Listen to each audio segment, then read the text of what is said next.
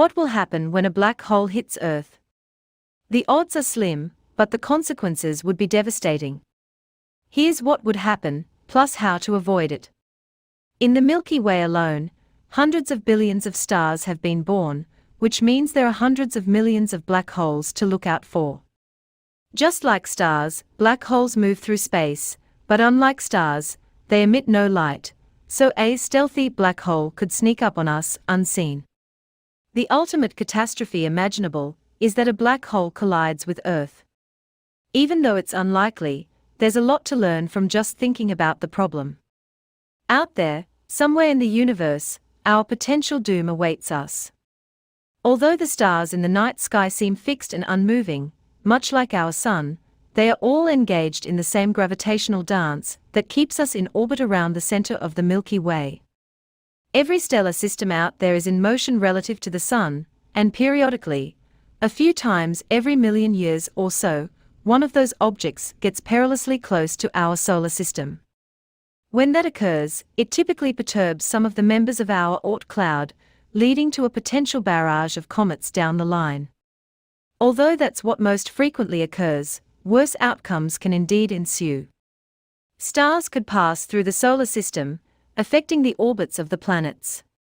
Other objects like black holes, neutron stars, white dwarfs, and rogue planets can do the same thing, knocking objects around like a cosmic game of billiards.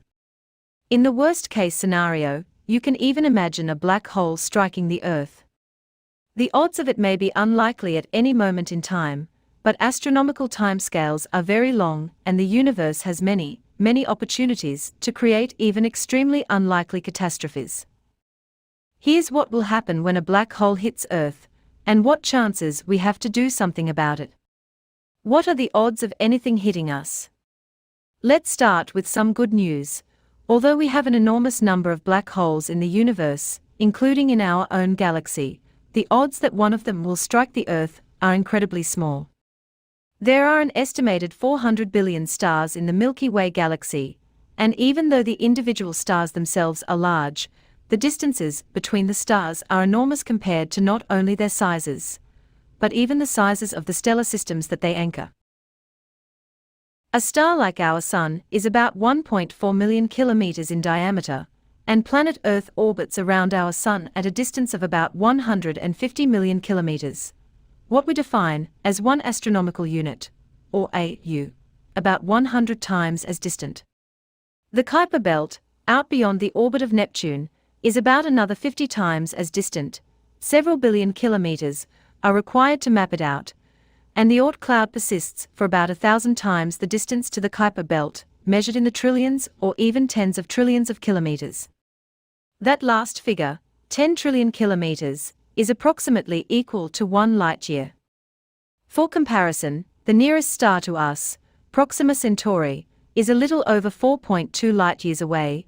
Light-years are typically what we use to describe the distances between stars.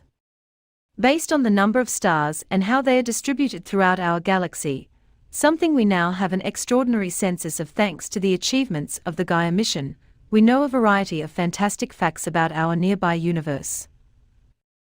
The stars in our neighborhood typically move at speeds, relative to us, of around 20 kilometers per second, or about 10% of our speed around the galactic center. Almost all of the stars at our distance from the galactic center move in ellipses that are not particularly eccentric, they are pretty close to circles. In addition, almost all of them orbit in the thin galactic disk at our distance. Very few are in the central bulge or in the larger spheroidal galactic halo. And about half of those stars exist as part of a multi-star system, where only approximately half are like our own solar system, with a single star all by its lonesome. Travel the universe with astrophysicist Ethan Ziegel. Subscribers will get the newsletter every Saturday. All aboard. Fields marked with an asterisk are required. Email. If we do the math, we can calculate, on average, how long it takes a star to get within a certain distance of our Sun. The results are interesting, but thankfully, not frightening. Our solar system has been around for about 4.5 billion years, or just to the left of the 10 on the x-axis on the graph above. Once every few 100,000 years, a star comes close enough to influence our Oort cloud, with the most recent one being Scholz's star, having done so about 70,000 years ago. It's unlikely, however, that any star ever came close enough to knock the other large bodies in our solar system off course. The closest we can expect another star to have come, over our entire planet's existence, is about 500 AU away, or about 10 times the distance from the Sun to Pluto. In particular, over our entire solar system's history, there's only been a 1% chance of a star coming close enough to disrupt our Kuiper belt. A 0.01% chance of a star coming close enough to disrupt Jupiter or Saturn. And a 0.0001% chance, or around 1 in a million, of a star coming close enough to gravitationally disrupt the Earth. With only a 0.000001% chance, or 1 in 100,000,000, of a star actually colliding with the Earth. Given that the planets and, indeed, the Kuiper belt appear not to be disrupted from what we presume our initial configuration was some 4.5 billion years ago, these numbers pass the smell test. The greatest danger to Earth comes from a passing star disrupting our Oort cloud and sending a potential planet killer our way.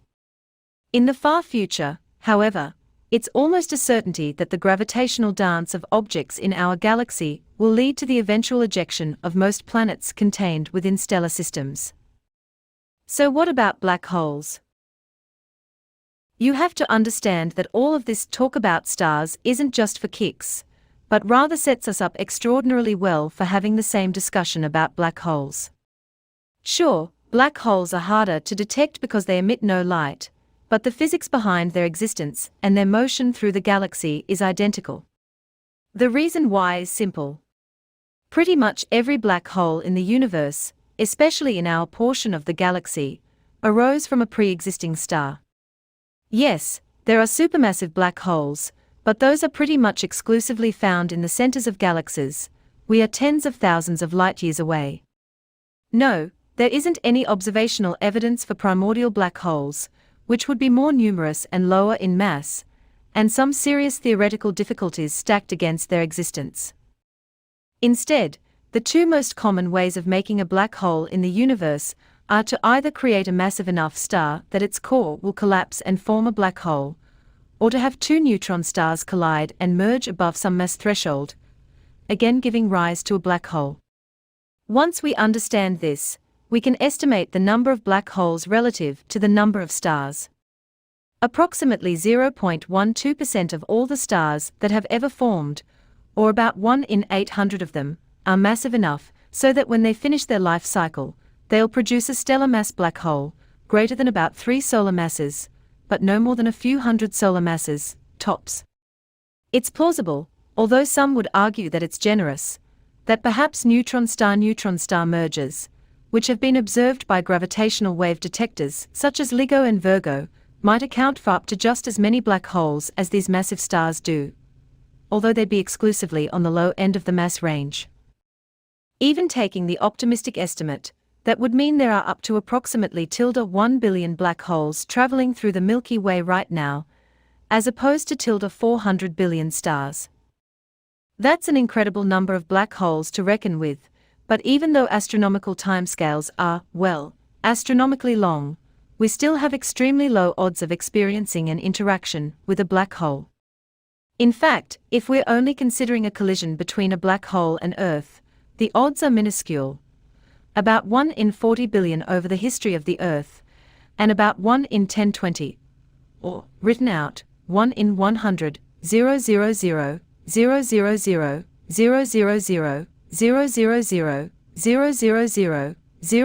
000, with each passing year, or your odds of winning the lotto jackpot 3 times in a row.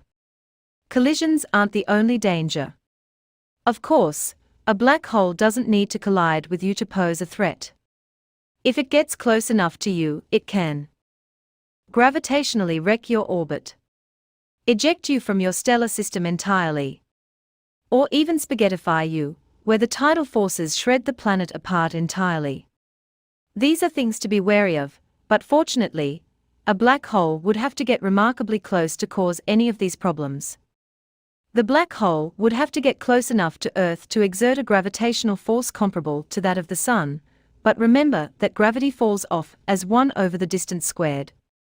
Even a black hole that was 100 times as massive as the Sun, more massive than 99% of black holes in the galaxy, would have to come within about 10 astronomical units of the Earth to compete with the Sun in terms of a gravitational force. That's riskier, as there's about a 1 in 400,000,000 chance of that happening over our solar system's history, but that's only 100 times likelier than being hit by the black hole directly. The other options, of ejection or spaghettification, fall in between those two estimates. Can we know if danger is coming? At least, you might think, if a star is going to come into our solar system and give us a serious cosmic makeover, we'll see it coming. But is there any way to get a warning that a black hole is on its way? The answer, remarkably, is absolutely yes. Black holes might not be luminous, but they do gravitate just as strongly as anything with the same amount of mass. In addition, because black holes aren't extended objects that take up a large volume, like stars are, but rather are collapsed down into very small regions of space hidden behind a tiny event horizon, they strongly distort the light from objects that appear behind it relative to our perspective. That means we have 3 ways to detect the presence of a black hole that gets close enough to our neighborhood. It can cause strong gravitational lensing, where background objects that are near the same line of sight will have their light bent, stretched, and distorted in an easily identifiable fashion. It can cause weak gravitational lensing, where background objects that are farther away will have their apparent shapes distorted in a way that would never occur naturally. And it can cause microlensing, where the passing black hole, instead of occulting a background star, would amplify its light and cause a temporary but tremendous brightening, an unmistakable signature of even an invisible mass.